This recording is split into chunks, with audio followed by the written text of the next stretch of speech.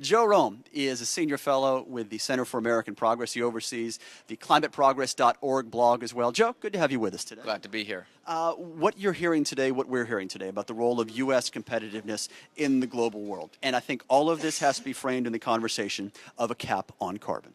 Absolutely. Look, the rest of the world is going to eat our lunch on clean energy. China is clearly wants to be the world leader in solar and wind and batteries and electric cars. And then you have Japan and you have South Korea and you have Germany and the rest of Europe. So what we need to do in this country is pass a clean energy jobs bill. Now, you got to fund it. You have to raise the price on pollution in order to drive clean energy into the marketplace and to pay for the clean energy technology. So if we're going to compete for the jobs and not have them outsourced, and the other point I'd make is these are technologies we invented. We created the modern solar energy industry in Bell Laboratories 50 years ago. So it would be a great shame to let the Germans and the Japanese and the Chinese create all the jobs from our innovation. Mm-hmm. Now, at the Center for American Progress, you've been very vocal about the benefits of a cap-and-trade program. Equally, the opposition has been very strong as well. Let's dodge and parry a little bit about the back and forth regarding cap-and-trade. Too expensive is the main complaint, the economic impact that would hit both consumers as well as private industry. Well, every independent study makes clear that it is about a postage stamp a day. That is the cost to the general public. The thing to remember is, yeah, we're going to raise the price of polluting energy.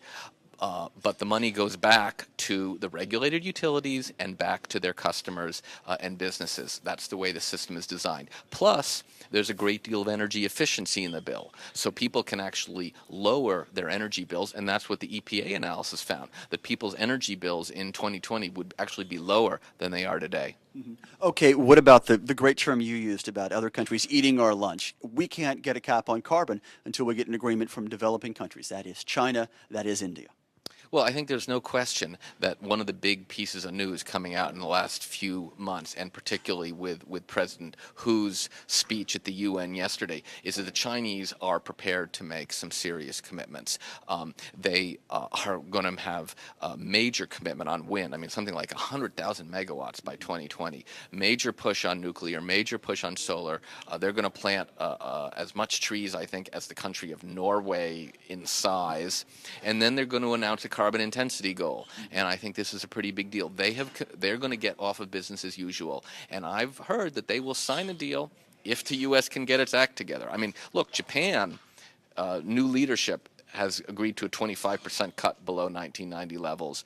Even India has said that they will come forward with targets. They're not going to make them binding, but they are going to agree to some targets. So we're the laggard. We're the biggest polluter historically, cumulatively. We're the richest country. It's pretty obvious if we won't act, how are we going to get anybody else to act? Mm-hmm. Although we are number 2 behind China in terms of 2008 numbers. But one more contention from critics here, Joe, and that is the fact that cap and trade is not the right mechanism. It's too complex. It's too easy to work the system. Carbon tax is the way to go. Well, I say some people still would like to go out and buy a Betamax, but I'm afraid that ship has sailed. The reason you need a cap and trade is if you want to have an international deal, then countries have to commit to shrinking targets over time. Mm-hmm. Now, I agree with the tax notion that you have to set a price on polluting energy, but I think the way to do it is to let the marketplace set it. It's not a tax. The revenues go back to customers and businesses, and you create targets that allow an international deal. Mm-hmm. You mentioned the new Japanese Prime Minister, Yukio Hatamata, and the fact that he wants a 25% RPS by 2020. 25% cut in emissions. Pardon me. Let me get the numbers straight in the context here. But with those numbers, Joe, come the contention that we can't reach those numbers. You can set whatever you want. Having the technology, having the innovation in place to do it is a different matter.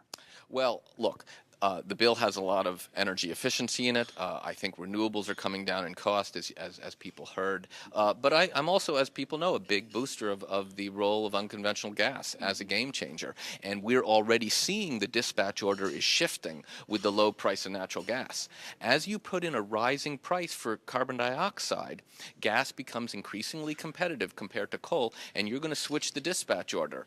Right now, we are generating a lot of coal pollution even though natural gas would literally be about a cent per kilowatt hour more. So that's only $15 a ton of CO2. So the point that I've been trying to make on climateprogress.org, my blog, is that you don't need a very high price for CO2 to start switching the dispatch order and really bringing down emissions and bringing in clean gas and, of course, reducing mercury pollution and a lot of other coal-based pollutants.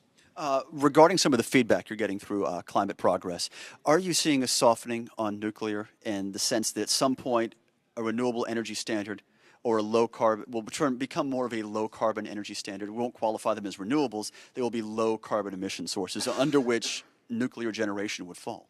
Well, I'd make 3 points about nuclear. One is it's incredibly expensive, and they just haven't been able to bring down the cost. And, Areva wants to charge $8 billion for a single nuclear plant.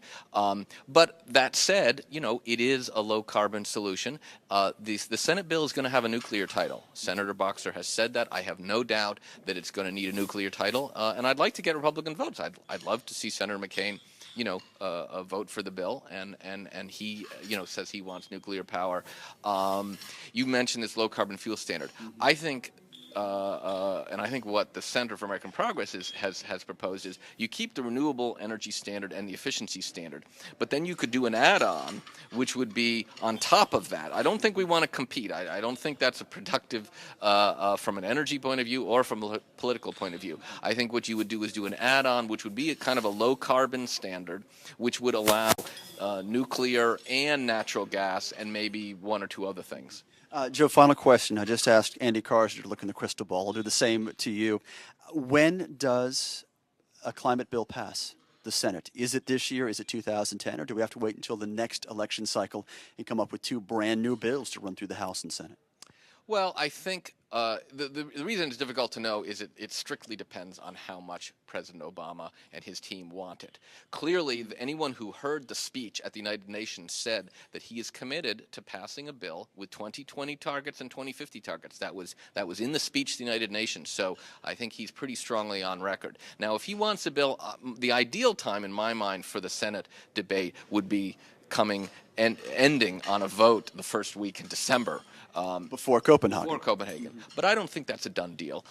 I would be quite happy to see, I wouldn't mind, and I've said on Climate Progress many times, if the bill were passed in the Senate in January or February, that'd be fine. But I think that Obama will have a bill on his desk by the spring. Okay. ClimateProgress.org is the blog. Joe Romm is with the Center for American Progress, a senior fellow there. Joe, thanks again for the predictions and the insight, both. Thank you. Fearless as always.